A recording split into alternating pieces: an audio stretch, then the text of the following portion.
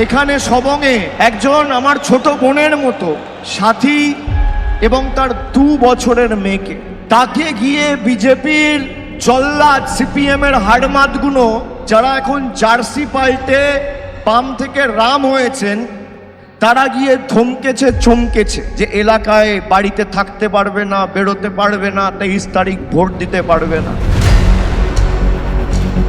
যারা এর সাথে যুক্ত, 4 তারিখে মমতা ব্যানার্জির সরকার হবে, এদের ঘাড় ধরে যদি সাথীর পায়ে আর তার 2 বছরের মেয়ের পায়ে ফেলে যদি আমরা এদেরকে দিয়ে ক্ষমা না চাওয়াতে পারি, আমি এক বাপের বেটা না, আমার নাম অভিষেক বন্দ্যোপাধ্যায় নয়।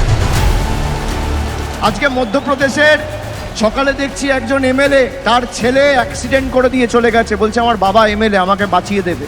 এই বিজেপির গণতন্ত্রের নমুনা, এই হচ্ছে বিজেপি শাসিত রাজ্যে আইন শৃঙ্খলার নমুনা বা নিদর্শন। অমিত শাহ আজ থেকে 4 দিন আগে তিনি বলেছেন তৃণমূলের লোকেরা 23 তারিখ বাড়ি থেকে বেরোবেন না। আমি অমিত শাহকে চ্যালেঞ্জ করব, যদি আপনার বুকের পাটা থাকে আর বাপের বেটা হন, 4 তারিখ কলকাতায় থাকবেন, 12টার পর দেখা হবে।